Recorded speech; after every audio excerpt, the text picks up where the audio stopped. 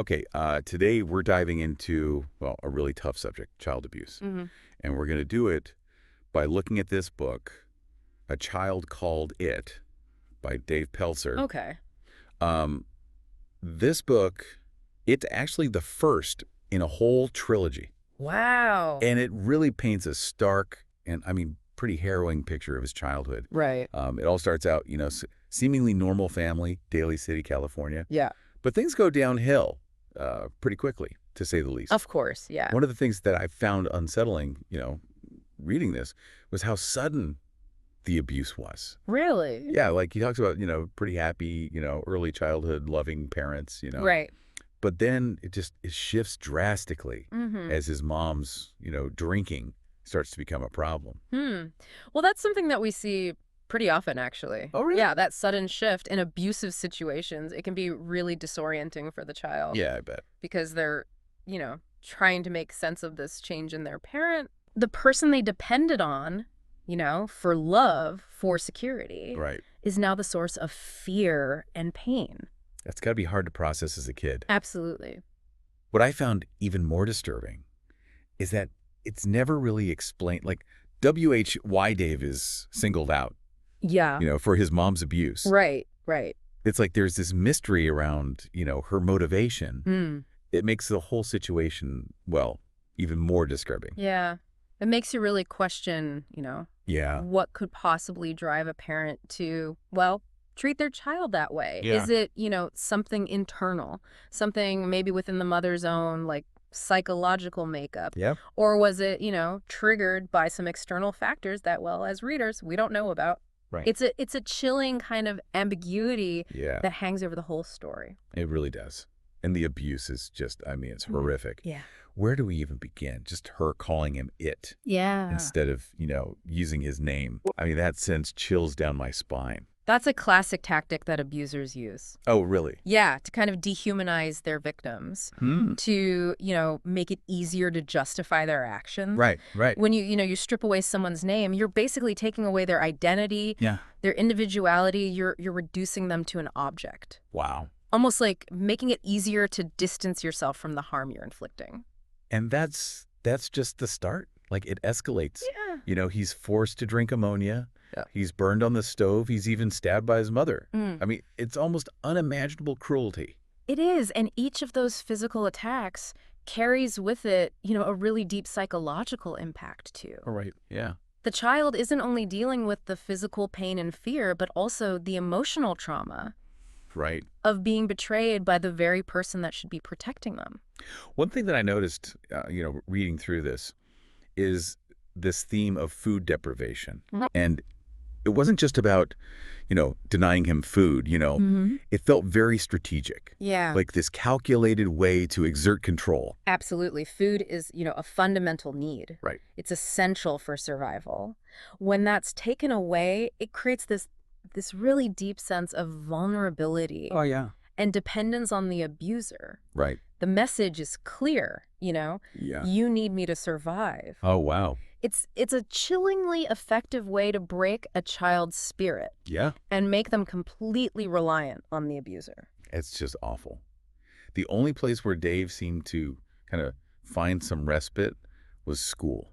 Okay. It was like this refuge for him, Okay. even though, he was bullied there Mm. because of his appearance, which is just, heartbreaking. It really is. It highlights how the effects of abuse can really permeate every aspect of a child's life. Yeah. I can't just leave it at home. It follows them everywhere. And a lot of times, the children that are, suffering from abuse are ostracized by their peers. Right. They're bullied, which, just adds to the trauma they're already experiencing. It's a horrible Yeah. cycle.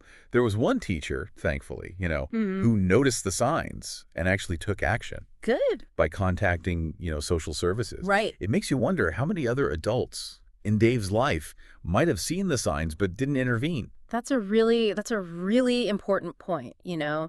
Teachers, coaches, anyone who works with children regularly, they're often in a position to recognize these signs, but it's Yeah. not always easy. It requires being observant, Right. aware of the signs, Yeah. and having that courage to speak up because there's a balance there, Right. between a teacher's duty to report and potential like fallout for the child if it's not handled sensitively. Yeah, I can see that. And then there's Dave's father, Mm-hmm. who seems to just withdraw as the abuse gets worse. Right now, he's not the one inflicting the abuse, Right. but he doesn't step in to protect Dave either.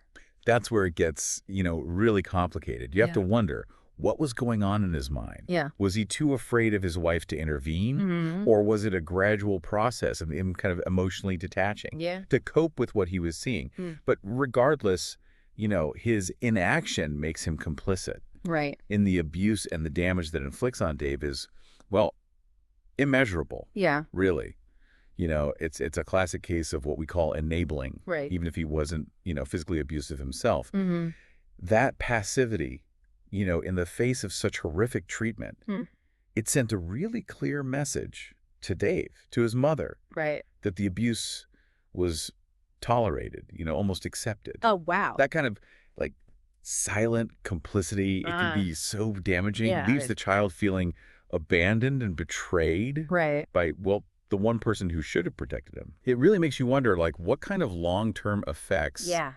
this has, on a child psychologically. Well, the impact can be devastating. Yeah. Imagine growing up where you can't trust even your own parents Right. to protect you. Yeah. It can lead to like a deep sense of mistrust, Yeah. difficulty forming healthy relationships later on, Right. and like this constant feeling of vulnerability Yeah. that can, easily last into adulthood. Oh, yeah. These are deep wounds that often require years of therapy and self-work to heal.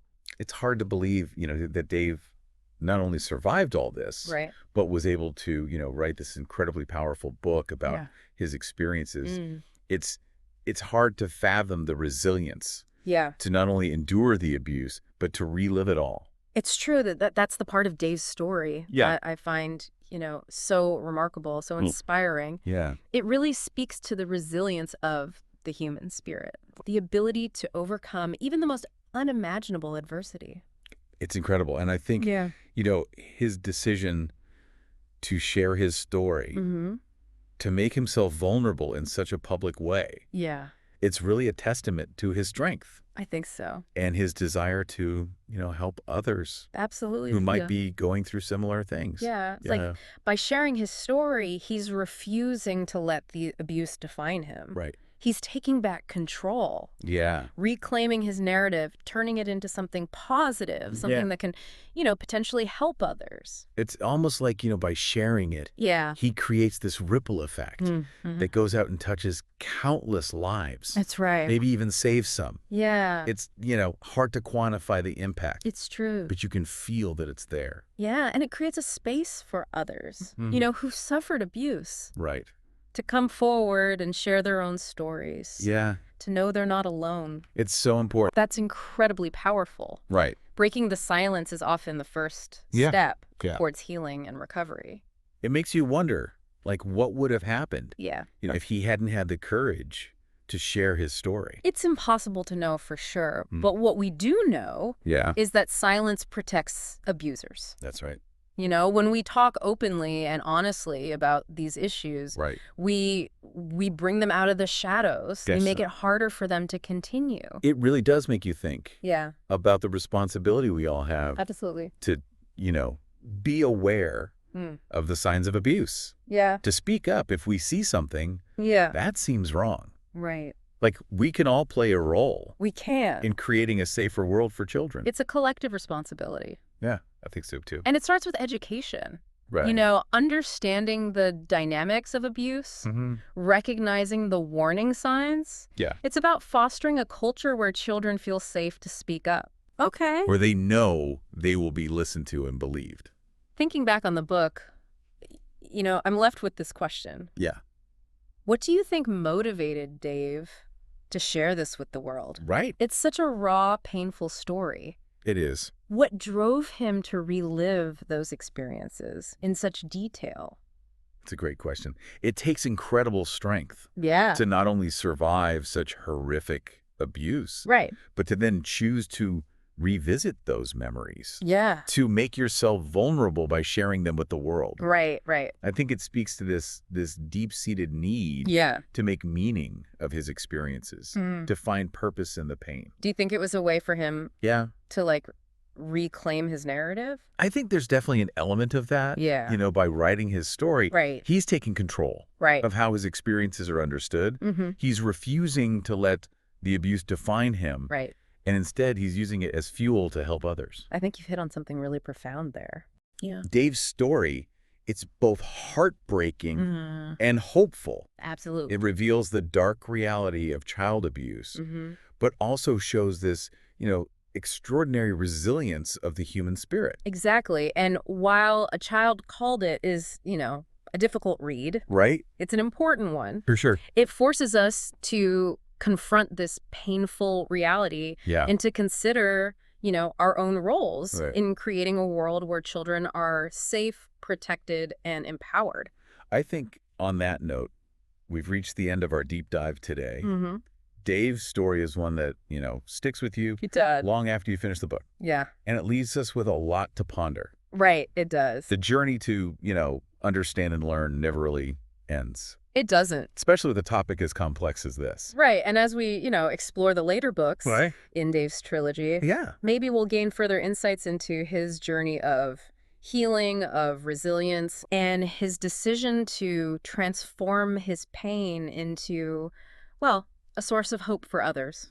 It's incredible to think about, like, the impact this book has had Right. on so many readers. Yeah. All over the world. Mm-hmm. And this is just the first part of his story. It is. It's a testament to the power of stories, Right. Sharing our experiences, even the most painful ones.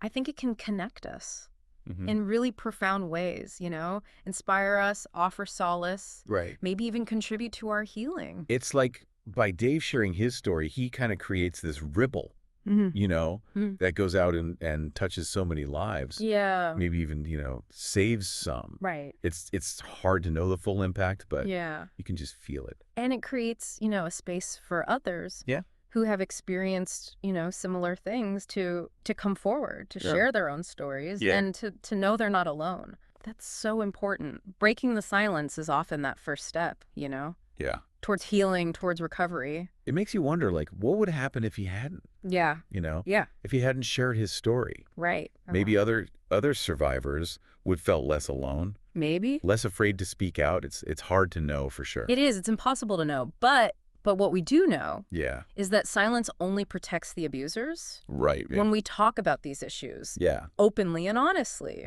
we bring them out of the shadows. Yeah. We make it harder for them to continue. It really makes you think about, our responsibility Absolutely. to be aware of the signs and to speak up if something seems wrong. Yeah. Like, we can all play a part Right. in making the world safer for kids.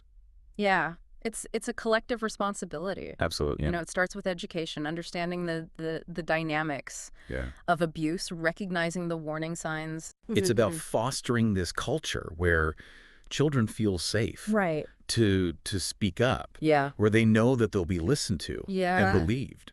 Thinking back on the book and knowing that, there's more to come. Right. It leaves me with this question. Yeah.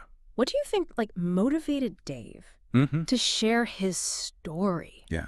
With the world? It's so raw. It is. So painful. Yeah. What made him want to relive those experiences? It takes incredible strength, to not only survive something like that, Right. but to choose to revisit those memories, Yeah. to make yourself that vulnerable by sharing them with the world. Yeah. I think it speaks to a deep need to understand, Okay. to make meaning of what happened, Yeah. to find purpose in all that pain. Do you think maybe it was a way for him to, take back control? I think there's definitely an element of that. Yeah. By writing the story, he's taking control of the narrative. Right. He's deciding how his experiences are understood. He's refusing to let the abuse define him. He's using it to help others. I think you've really hit on something there. Dave's story it's heartbreaking, It is. but it's also hopeful. Yeah. It shows us this dark reality of child abuse, but it also shows like the incredible resilience of the human spirit. Absolutely. And a child called it is a difficult read. Right. But it's an important one. It is. It forces us to confront this reality. Yeah. And to think about our own roles in creating a world where children are safe. Right. You know, where they're protected and empowered. Well, I think that's a good place to wrap up our deep dive today. Yeah. Dave's story is one that, like we said, stays with you. It really long after you finish the book. Oh. And it definitely leaves us with a lot to think about. Absolutely. And, maybe as we explore the other books in the series, we'll get even more insights into his journey of healing and his resilience and this incredible decision he made to turn his pain into, well, something that can give others hope